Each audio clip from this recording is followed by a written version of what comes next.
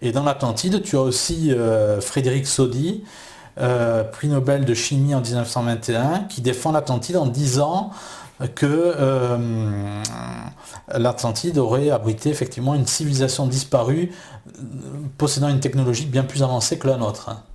Bon, mais il y a plusieurs. Là, je citais des cas comme ça. Alors, justement, ces fameux géants, parce que moi, ce que je sais des géants, parce qu'il y a pas mal, c'est vrai, quand même d'infos qu'on circule là-dessus, c'est de voir que on retrouve ce mythe partout sur la planète.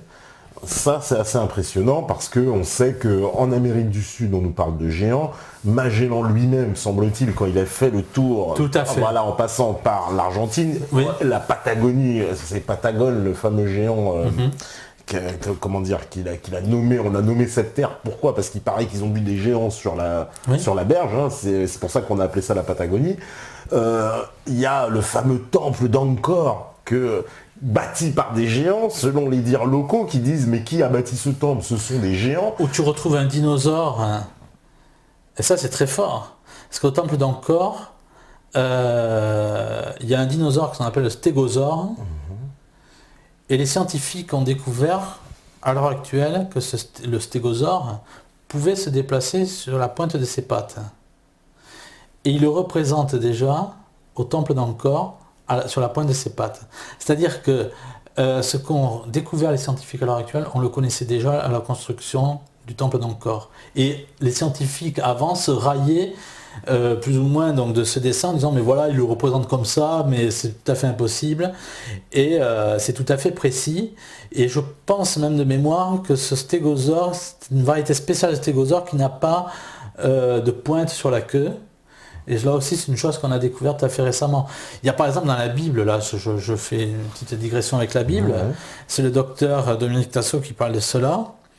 Qui a fait l'école des mines, un doctorat de philosophie aussi, donc c'est quand même pas le premier venu. Dans la Bible, il est écrit que le lièvre est un ruminant. Oui. Et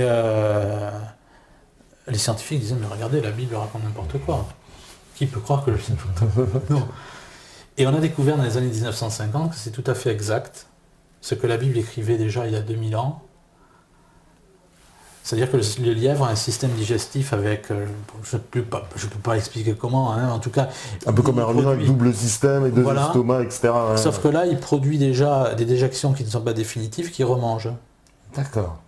Et ça, c'était écrit dans la Bible, et on l'a découvert dans les années 50. Et il y a plusieurs cas comme ça, avec la Bible, où on se rend compte que... un sujet a été évoqué, on ne comprenait pas. Et la science actuelle, si tu veux, est obligée donc de... si tu veux, on est tout dans une logique darwiniste. Donc pour pouvoir donner raison à Darwin, il faut inventer des choses, en refuser d'autres. C'est comme on a trouvé, je crois que c'est aux États-Unis, je ne sais plus le nom exact, parce qu'il y a la rivière de Talieco, quelque chose comme ça, où on retrouve un moulinet de pêche, donc de canne à pêche, dans une roche qui aurait eu 300 000 ans. Le problème, c'est que le moulinet de pêche a été inventé dans les années 1890. Quoi. Oui. Et quand on a montré ça à je ne sais quelle université, ils ont dit « Ah mais non, ce n'est absolument pas possible, ça sort des dogmes, etc. etc. » C'est comme ce qui s'est passé à Glen Rose, quand on montre des traces de pas de géants avec des traces de dinosaures. Il y a des archéologues qui ont véritablement fondu les plombs et qui ont voulu casser ce qu'ils ont vu. Mais c'est ce qui se passe aussi avec ce fameux, je parle de Kent Hovind qui est en prison. Quand tu commences à faire trop de bruit dans le domaine de la science, à être un révisionniste de la science, à être un Robert Faurisson de la science, et bien voilà, il y a des choses qui ne passent pas, parce qu'il faut que cette science soit darwiniste, il faut qu'elle soit évolutionniste, même s'il n'y a aucune preuve. Parce qu'il y a eu, j'ai entendu aussi, c'est un exemple d'une balle qui a été retrouvée dans le corps d'un mammouth qui a été pris en Sibérie et puis on a retrouvé une balle à l'intérieur. Ah, voilà, on a retrouvé une balle à l'intérieur. Alors pareil, on a dit oui, c'est impossible, c'est machin, mais bon. Oui, mais ça va dans le cadre des études de Marie Schweitzer qui retrouve de la viande, des tissus veineux autour des os de dinosaures. Et ça signifie qu'ils sont morts il n'y a pas longtemps, c'est ça? Ça veut dire ça, oui, comme ce chalutier. Mais je sais pas, il y a des cas, il y en a tout un paquet. moi, je Bah, le citais ça monstre comme du ça. Loch Ness, quelque part, un peu, bon, je sais pas, une Mais espèce si de la Terre légende. justement a 6000 ans, il peut y avoir des monstres du Loch Ness. Parce que le monstre du Loch Ness, ce récit, moi j'étais au Loch Ness 2 fois, hein, on me disait si tu veux le voir, il faut prendre 2 bouteilles de whisky. Mis à part cela, tu retrouves la même histoire du monstre du Loch Ness au lac Titicaca, Oui. au lac Champlain, qui est entre les États-Unis et le Canada, Ouais. à plusieurs endroits dans le monde.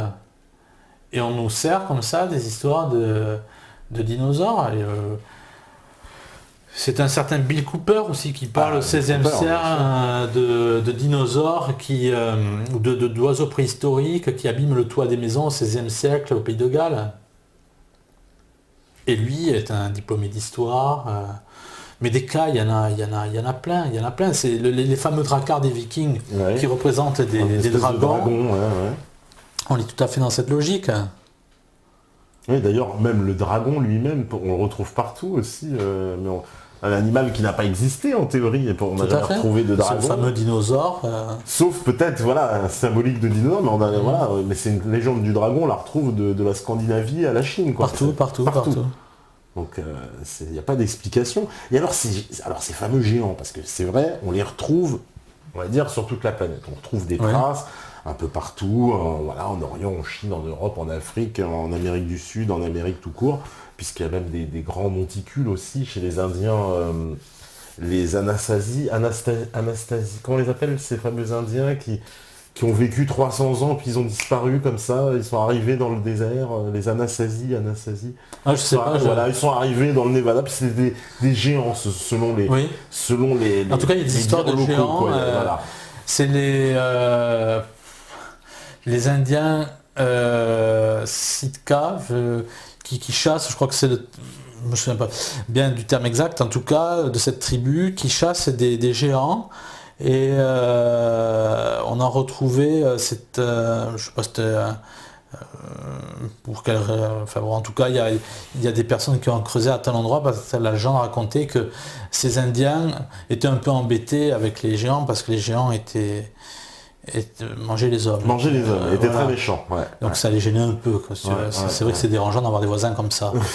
Et donc ils leur ont entendu un piège, la légende raconte, ils leur ont entendu un piège, les Indiens ont entendu un piège à ces géants dans une grotte qu'ils ont ensuite enfumé. Voilà. On a retrouvé dans les années 1900, à l'entrée de cette grotte, des flèches, etc., qui étaient devant la grotte. Mais quand je parle des géants, je prends le cas de... Parce qu'il y a beaucoup de choses à dire sur ce livre. Il y a les galeries souterraines, etc., du père Crespi, enfin, c'est immense. C'est quoi ces galeries? Parce que le père Crespi, c'est un missionnaire italien qui vit en Équateur. Oui, d'accord. Oui. Le problème, c'est que c'est pas n'importe qui, parce qu'à sa mort, il a fait l'objet d'un procès en béatification et canonisation par le Vatican. Et il sort de souterrains, d'immenses galeries, qui sont secrètes. Il dit que ce sont les Indiens qui lui ont montré ces galeries-là. Il sort des plaques en or avec des Indiens scrutant le ciel, opérant le cerveau, pratiquant des césariennes, etc., etc. C'est quand même un peu gênant pour quelqu'un, qui est quand même, on va dire, reconnu par ses pairs. Et il entrepose ça dans son église. Manque de chance, effectivement, il y a un incendie qui ravage la plupart de ces objets. Et puis il y a eu plusieurs vols qui ont fini de disséminer ce qui avait pu être sauvé des incendies, ou du moins ou de l'incendie.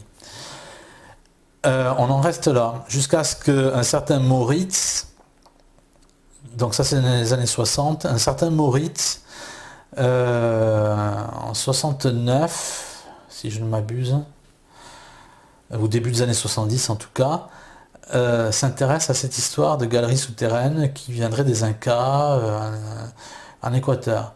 Et c'est d'autant plus important qu'il reçoit le soutien du président équatorien. Et la grande presse équatorienne, comme El Comercio en parle,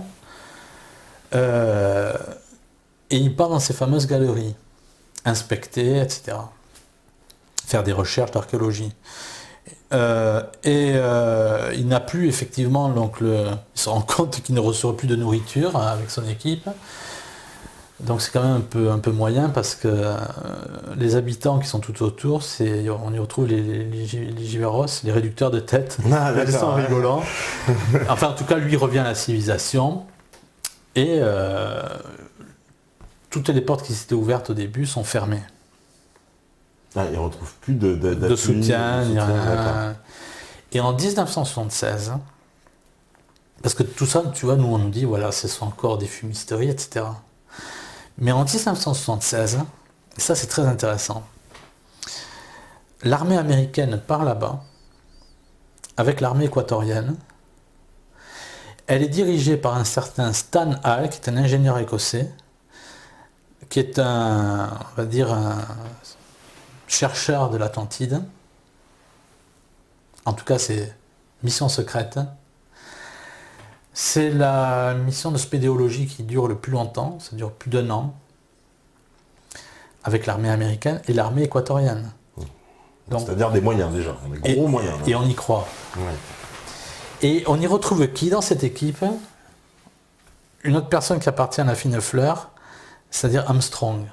Le gars qui a appartenu à la fameuse mission Apollo 11, la soi-disant mission Apollo 11 sur la Lune. Et quand ils reviennent effectivement à la surface, ils disent, on n'a rien trouvé. Pas de plaque en or, pas de trésor, etc. Seulement quelques plantes qu'on ne connaissait pas. Et si tu veux, ça a été la mission de spéléologie qui a été la plus chère et qui a duré quasiment qui était une des plus longues.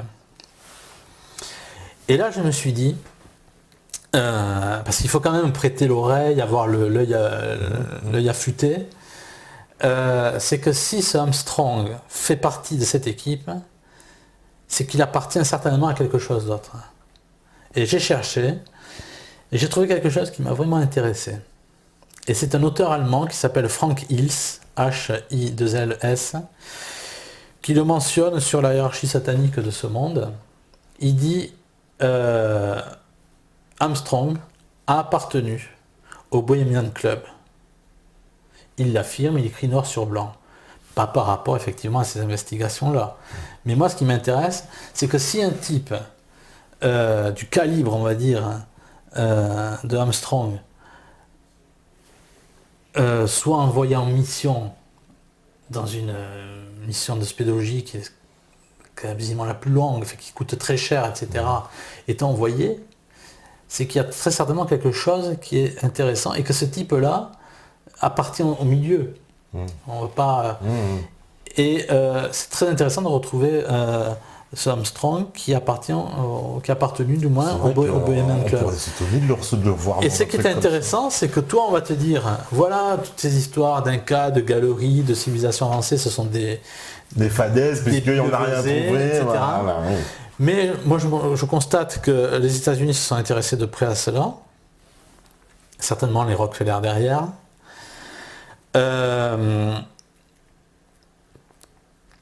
Et on retrouve aussi sur le site de la Grande Loge nationale de France un livre sur l'archéologie, ce que j'appelle l'archéologie interdite, sur les révélations de l'archéologie cachée. C'est-à-dire que nous, on nous explique les réponses sont dans Darwin, mais les autres, dans une certaine société,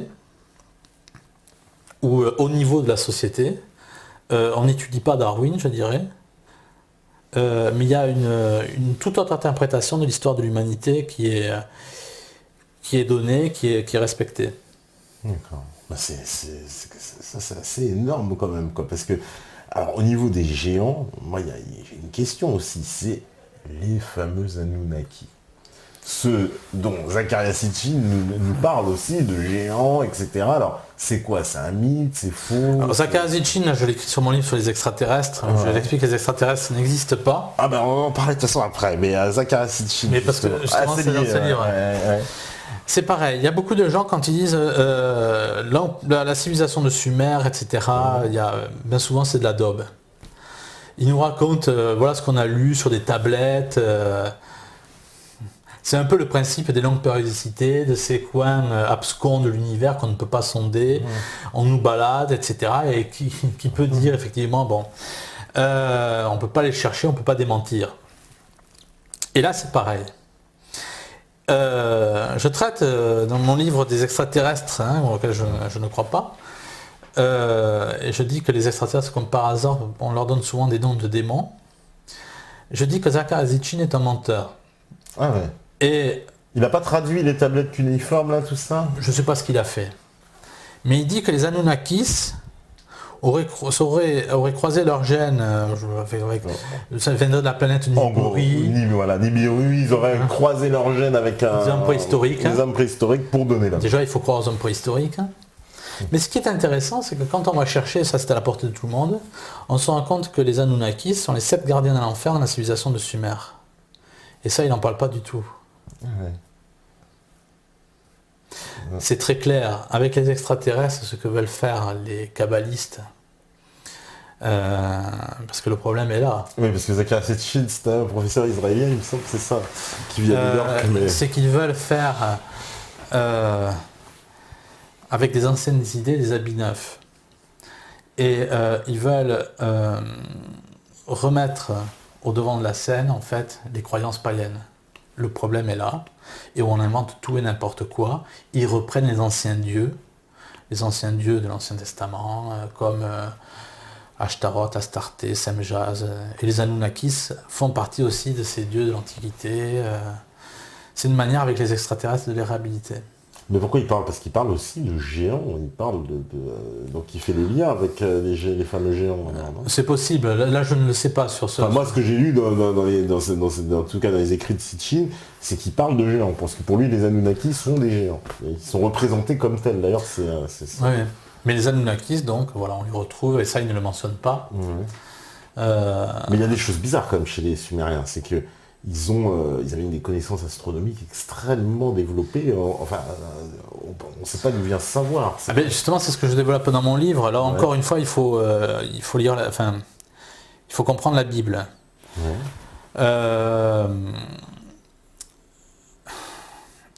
Après le déluge, il y a Noé, son arche, l'ouverture de l'arche, etc. Après le déluge, Noé, sa femme, ses 3 fils, ses 3 belles-filles. Et ce qui se passe, c'est que il y a aussi une lignée maudite après le déluge, comme avant le déluge. La lignée maudite, avec Caïn, qui tue son frère. Sauf que là, c'est différent. La lignée maudite, c'est celle de Cham. De Cham, ouais. Il y a 3 frères, Cham, Sem et Japheth. Ouais. Et Cham est maudit parce que Noé... produit une vigne, donc il ne connaît pas les effets du vin, parce qu'il produit du vin, et il est saoul, il est à moitié nu, et son fils se moque de lui, donc il est maudit par son père. Et on pense, c'est pas Laurent Glosy spécialement, enfin moi je reprends ce que d'autres ont, que Cham reprend la magie, c'est pour ça l'intérêt de la hiérarchie satanique pour l'Égypte, pour Sumer. On pense que Cham est le fil conducteur des connaissances magiques d'avant le déluge, qui étaient bien plus fortes que celles... en tout cas, il a eu ces connaissances-là, et c'est tout l'intérêt de comprendre aussi les sites mégalithiques. C'est pour ça qu'on retrouve, c'est-à-dire des sites où tu retrouves des pierres qui font... voilà, qui d'ailleurs... En celte, Stonehenge, ça dit Kjörgård, et qui veut dire la danse des géants. Et on retrouve à Gigal Rephaim en Israël, la même construction que Stonehenge. Et là, c'est l'assyriologue Lenormand, dans les années 1880, sur une encyclopédie ou un dictionnaire d'assyriologie, qui parle de squelettes de géants, à côté donc de ce site qui ressemble à Stonehenge, à Kjörgård, donc en Israël. En tout cas, c'est marrant que ça s'appelle Kjörgård, la danse des géants, et qu'on retrouve des géants sur un site qui ressemble à Gigal Rephaim. En tout cas, on peut penser, oui, que Donc Cham produit les faux dieux de l'Égypte, cette lignée, les faux dieux de la Grèce, etc., etc. C'est-à-dire Apollon, tout ça? C'est quoi les faux dieux? Oui, on parle notamment de Neptune. Il y a toute une lignée comme ça que je retrace. Que les Romains vont reprendre après avec Mars et machin. Et les pharaons, en fait, ne sont ni plus ni moins que des demi-dieux, en fait, qui s'attribuent par rapport à la magie. On pense que ce sont des dieux parce qu'ils ont un pouvoir magique, voire démoniaque, pour dire les choses comme elles sont. C'est ce qu'on retrouve avec le serpent et Moïse, le serpent de Moïse qui mange le serpent du pharaon. En fait, il y a toute une symbolique autour de ça pour montrer que le pouvoir de Dieu est supérieur à la magie. Mais ça veut surtout dire aussi qu'il y avait une magie à l'époque des pharaons, et les pharaons avaient un pouvoir par rapport à cette magie, certainement, qui était une magie antédiluvienne.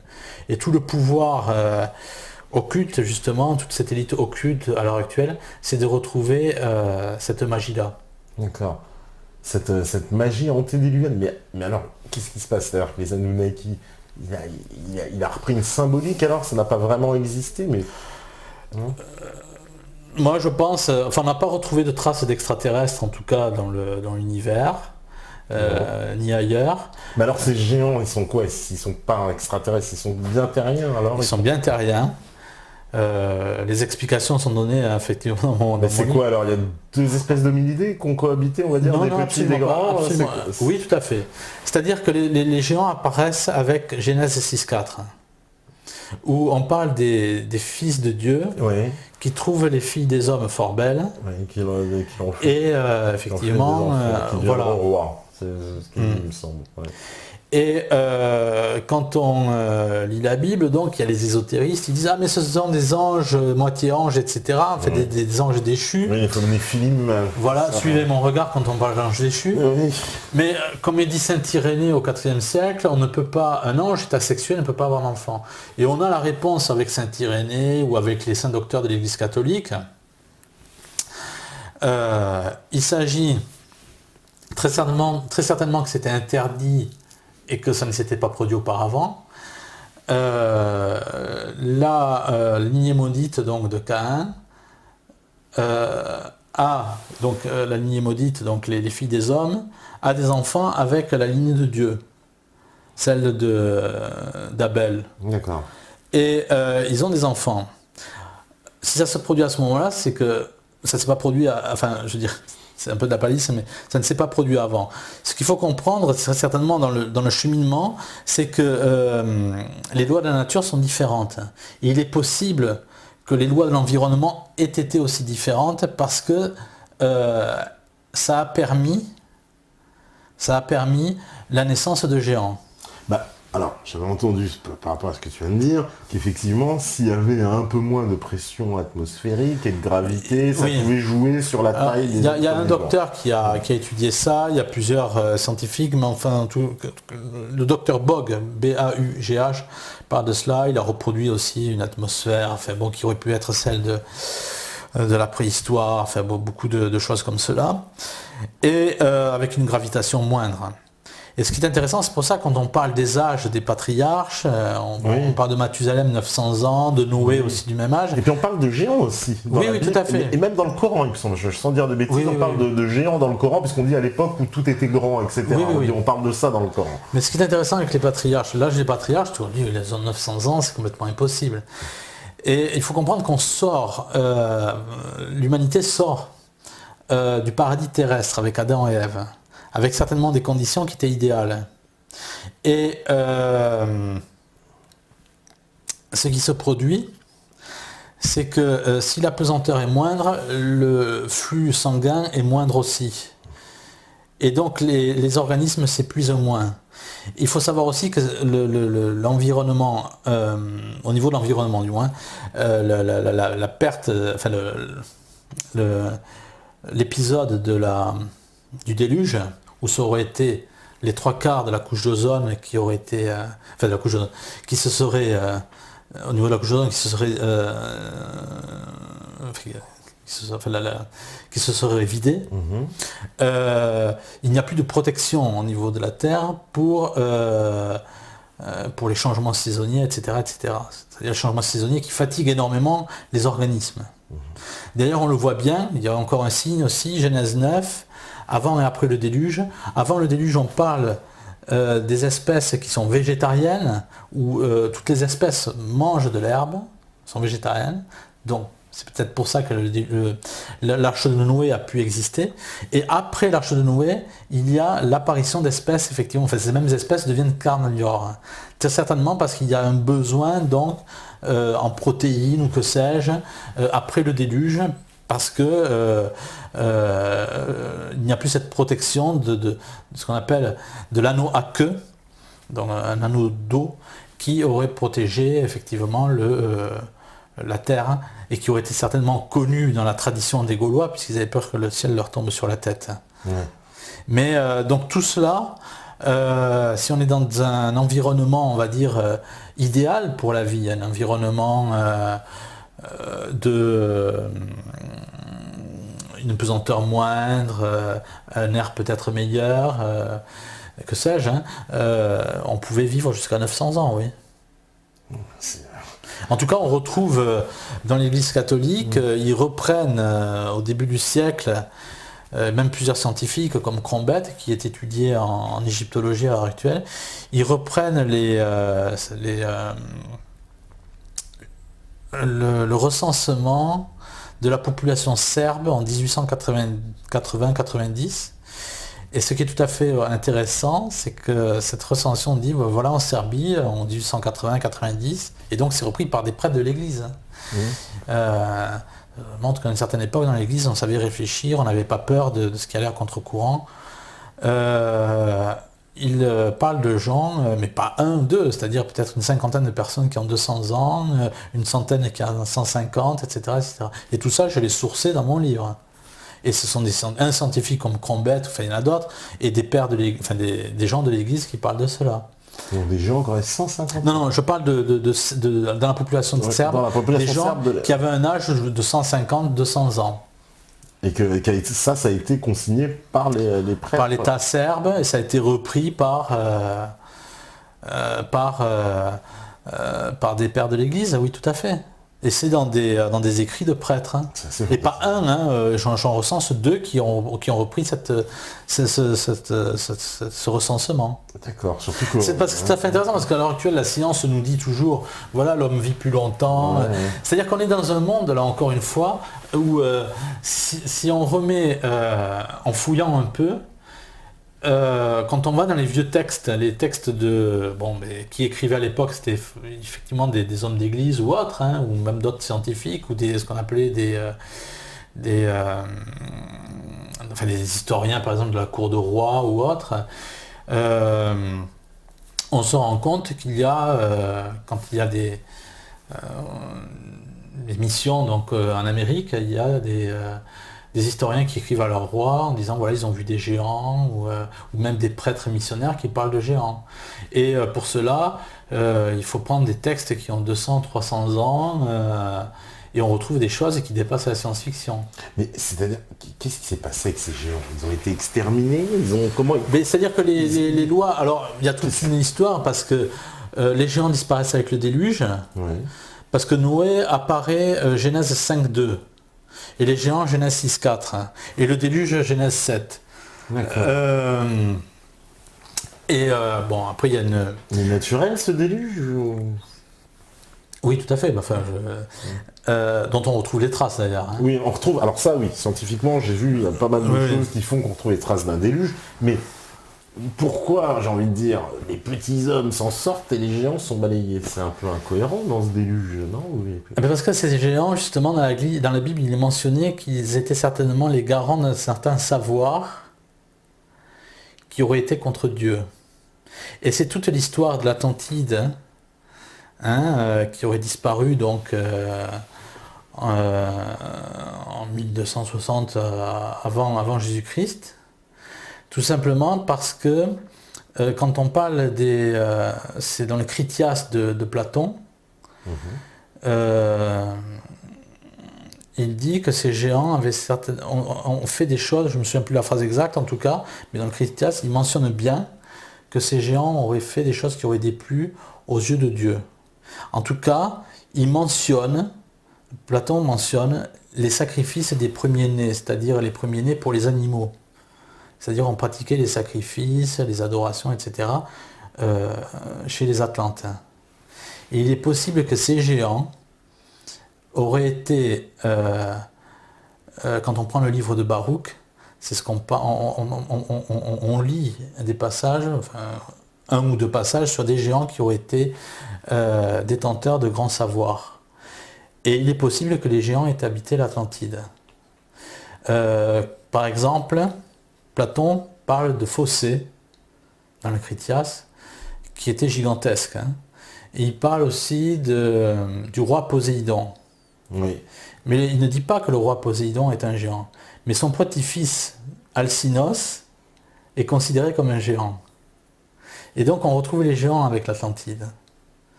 Et il y a plusieurs sources aussi comme cela. Quoi, ils auraient été balayés par un événement climatique de grande envergure, on va dire, tout à fait. Et leur civilisation se serait anéantie. Tout à fait. Et qu'est-ce qui se serait passé? Parce que j'ai entendu, pareil, hein, je ne sais pas, il y a une version qui dit que après le déluge, certains membres ont survécu, et ils auraient reformé des communautés qui auraient été à la base de civilisation humaine.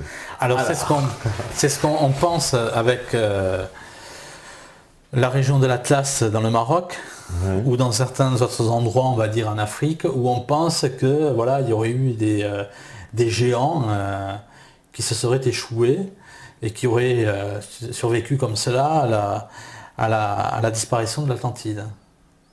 Donc ils auraient fondé une autre civilisation avec ces humains-là. Une autre civilisation, c'est beaucoup dire, ouais, mais enfin, l'origine. On pense que les Incas seraient effectivement le savoir des Incas aurait été ceux des géants. Ils parlent de cité de géants chez les Incas, pareil, oui. dans nombreuses de leurs cités, ils appellent ça la cité des géants. Ça a été bâti par des géants, c'est ce qu'ils ont dit aux Espagnols. Tout à fait. Et même sur l'île de Pâques, on parle d'hommes à grande dimension. Et ce qui est marrant, c'est que les statues pasquanes, qui sont donc faites avec du basalte, même roches qu'on retrouve, quand on va sous l'eau, au large des Açores, on retrouve, d'après un ingénieur j'essaie d'être précis, un ingénieur en Pierre Deques, ingénieur en nucléaire, enfin, qui parle de roches basaltiques découvertes dans les fonds marins au large des Açores. Le problème, c'est que cette roche basaltique ne se forme qu'au contact de l'air, et il dit qu'on retrouve les mêmes structures sous-marines que les sites mégalithiques des Incas. Et ce qui est tout à fait intéressant, c'est que les statues moaïs, dont la plus petite fait 14 tonnes, et dont on en retrouve, je crois, 1045 sur l'île de Pâques, d'après les derniers chiffres. Ces statues, dont on a découvert encore récemment qu'il y avait toute une partie sous la terre, ensevelies sous la terre, qui a des yeux, etc. sont construites avec de la roche basaltique, et c'est un archéologue, un certain Wilson, créationniste, qui dit qu'il aurait fallu à 6 hommes une année pour faire seulement la tête d'une statue.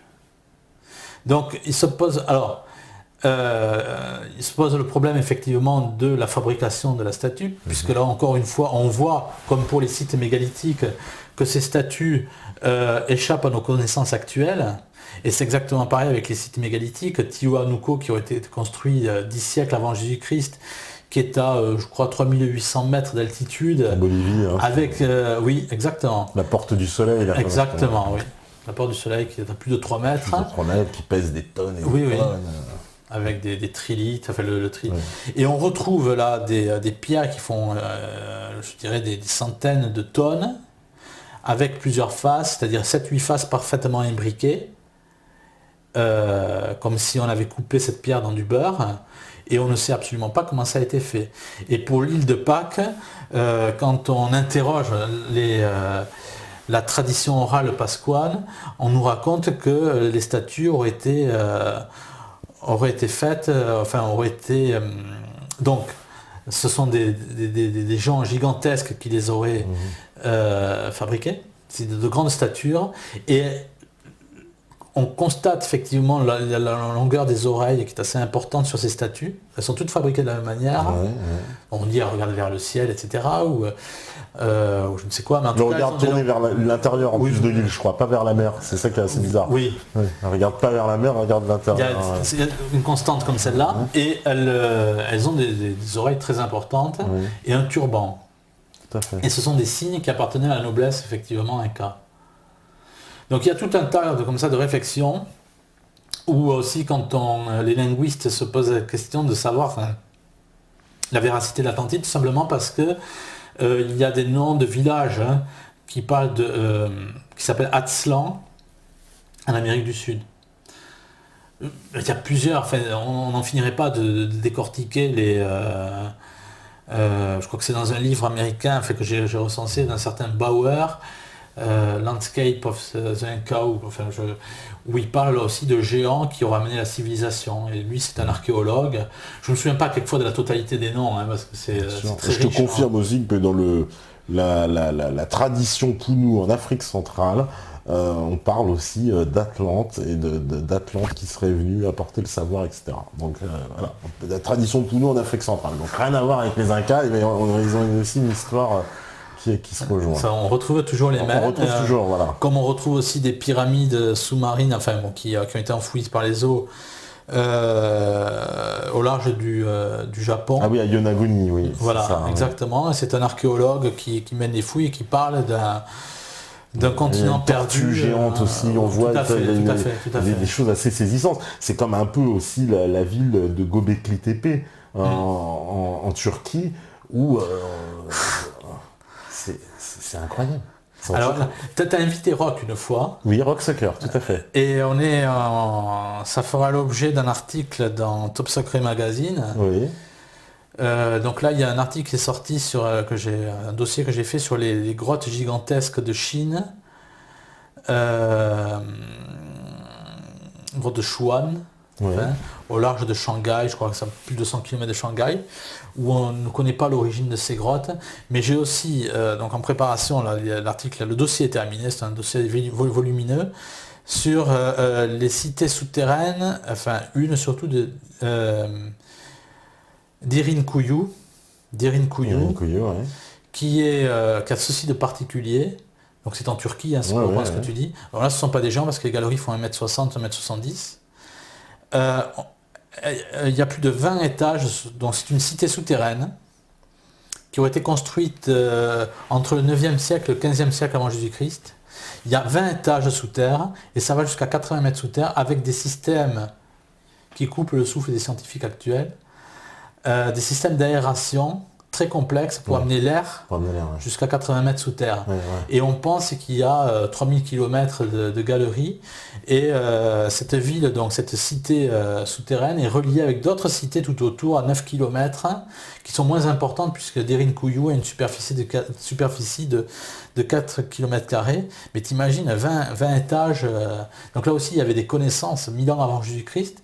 Et ce qui est très curieux, c'est que dans cette cité souterraine, qui pouvait abriter jusqu'à 100 000 personnes, où il y avait des étables, des choses comme ça. Oui, c'est ça.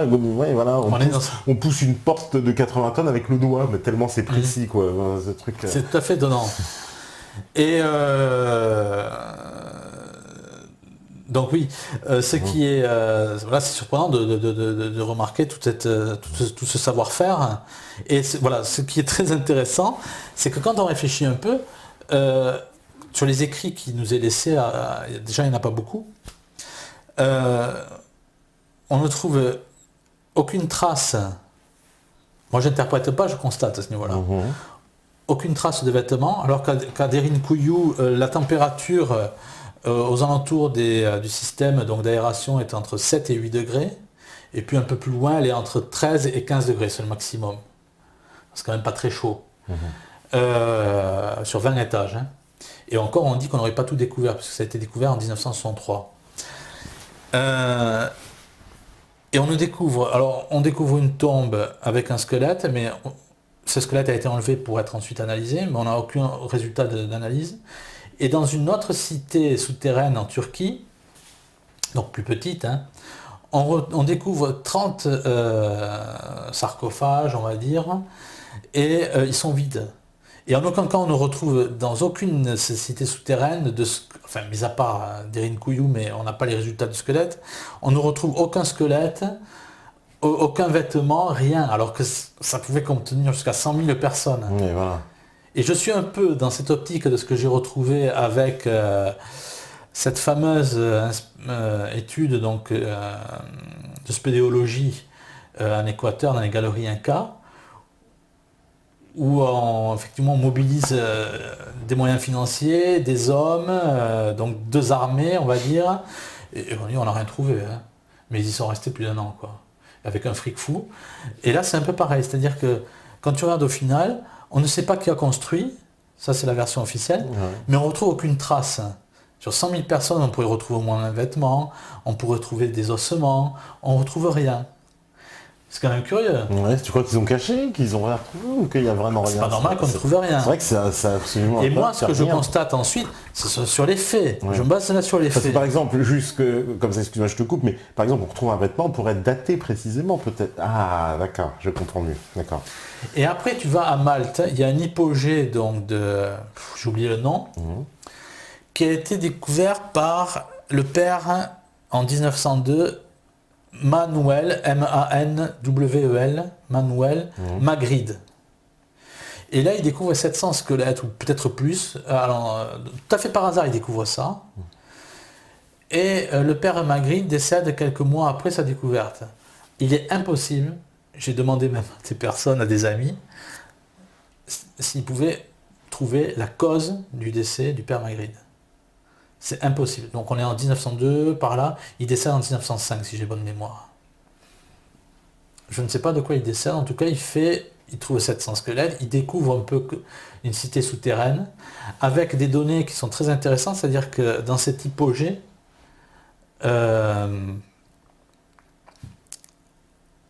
lorsqu'on se place, il y a 3 étages souterrains, lorsqu'on se place à certains endroits, avec une certaine fréquence, les sons inondent toute la cité souterraine.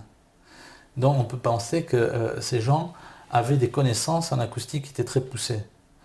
Et une fois, j'ai écouté sur France Inter, j'étais en voiture, quelqu'un qui disait qu'effectivement les grottes, donc c'est dire que les hommes préhistoriques n'étaient pas des idiots, avaient des connaissances de l'acoustique très poussées, puisque les grottes, les dessins étaient reproduits dans des endroits très précis qui correspondaient à des endroits, on va dire, où le son était de meilleure qualité.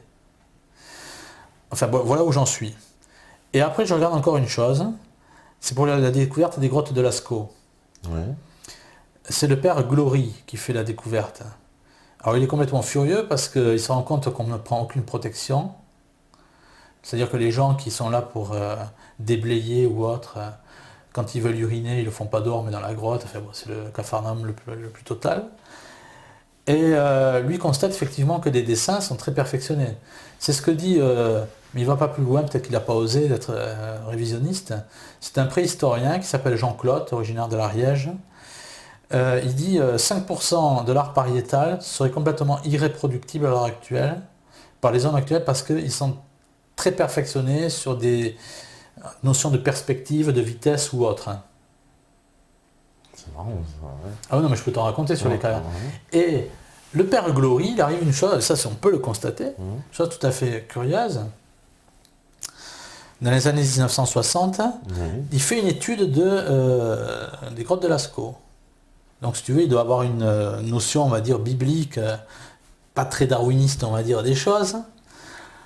Il fait des croquis, il est en furie contre les gens qui ne font que saccager, qui sont envoyés par le ministère de la Culture, etc. etc. Et il a un premier accident de voiture. Il a une convalescence qui dure plusieurs mois. 6 mois après sa convalescence, ou 6 mois ou 1 an, un autre accident de voiture, il en meurt. C'est quand même pas de chance. Hein. Et juste après son décès, sa maison est vandalisée, on emporte ses études. Alors si tu veux, je me retrouve avec Dirin Couillou, je me retrouve avec l'histoire du père Manuel Magritte pour l'hypogée de Malte, et puis je me retrouve avec le père Glory, qui a 2 accidents, le second est mortel, et puis après on prend ses études, les études qu'il avait archivées chez lui. Et on ne sait pas trop ce qu'elles sont devenues, bien sûr. Ouais, bien sûr. Ouais. C'est quand même un peu curieux. Il y a plusieurs cas comme cela. Alors pour les grottes, là où je voulais en revenir sur ça, c'est une étude qui a été faite, donc que je répertorie dans mon livre sur les géants. C'est un dessinateur qui a fait ça avec un préhistorien ou un archéologue. Ils ont fait un livre à 2. Et ils constatent qu'aucun, donc je cite, hein, encore une fois, ce sont des gens qui sont autorisés à parler, aucun des dessins dans les grottes n'est fait ou ne sont faits, aucun dessin n'est fait à l'entrée d'une grotte. Ils sont tous dans des endroits inaccessibles. Des endroits inaccessibles, des endroits obscurs. Oui, il n'y a pas de... lumière, oui, etc. ouais, d'accord, ouais. Et aucun à l'entrée d'une grotte. À l'entrée, et on le plus présente, évident. tout à fait. Ouais. Et à côté de ça, il y a ce préhistorien ariégeois, donc Jean-Claude, qui nous dit, voilà, 5% de l'art pariétal ne pourrait pas être reproduit. Il va même à contresens quand il parle du silex. Il dit le silex n'a jamais permis de faire du feu, c'est une légende. Et c'est pour ça que moi, entre autres, j'explique que la préhistoire n'a jamais existé. C'est une lubie encore du darwinisme. Comme quoi, quand on remet en question le darwinisme, on se rend compte, une fois de plus, de l'étendue du mensonge. Parce que les gens pensent que Darwin, c'est seulement l'évolution des espèces, mais ça entraîne, ça impacte, on va dire, d'autres réflexions qui... C'est-à-dire que l'apparition de l'homme, alors c'est quoi? Il se passe quoi l'apparition de l'homme s'il n'y a pas la période préhistoire? L'homme, il est tout de suite évolué? C'est le miracle de la création. On en est effectivement, encore une fois, où cette Bible raconte des choses qui, 2000 ans avant, sur l'histoire du lièvre qui est ruminant, ou plein d'autres choses, sur je parlais de Job 45 avec le Behémoth. Il y a tout un tas comme ça de paramètres dont on se rend compte après, ou quand on fouille un peu, on se rend compte que le Behémoth, ça n'a pas l'air d'être une bêtise. Ça voudrait peut-être dire que ce qui est écrit dans la Bible peut être justement un peu plus intéressant qu'on ne le pense, et que ce livre n'est pas justement qu'une histoire de fable. Alors, ça voudrait dire que les géants, ils apparaissent avec les humains ou ils apparaissent séparément? Alors, ils apparaissent séparément, ils apparaissent avec les humains. L'homme de la création est l'homme de maintenant. On pense que l'homme de la création est un homme évolué. Tout simplement parce que dans Genèse 4, 4.15, je ne sais plus, Genèse 4 en tout cas, on parle d'hommes qui connaissent des instruments de musique perfectionnés à l'époque d'Adam et Ève, Genèse 4. Il s'agit du chalumeau, instrument de musique, le chalumeau, et de l'harpe. Je ne connais pas le chalumeau en plus. Non, ouais. C'est pas le chalumeau. Voilà ce qui est marqué dans la Bible Genèse 4. Genèse 4, 15, ou en tout cas dans les... ça veut dire que l'homme du début était déjà un homme qui était connaisseur de certaines techniques. Je pourrais prendre aussi un astronome, qui est un astronome à Paris, qui s'appelle Christian Bisoir, qui n'a pas laissé d'écrit visiblement, qui a fait des CD, et qui s'est intéressé notamment au temple de Karnak et à d'autres temples, où il a remarqué que la disposition, encore une fois, c'est une personne qui est à l'Observatoire de Paris, qui est astronome, et qui constate que différentes constructions sont faites avec les dimensions de l'univers, mais des dimensions qui datent, des constructions qui datent du début de l'histoire de l'humanité. Tout cela démontre bien une chose, si on prend Dirin Couillou, si on prend l'histoire des Incas, c'est que si on sort du clivage mensonger effectivement de Darwin, c'est que l'homme de la création était certainement beaucoup plus intelligent que l'homme d'aujourd'hui.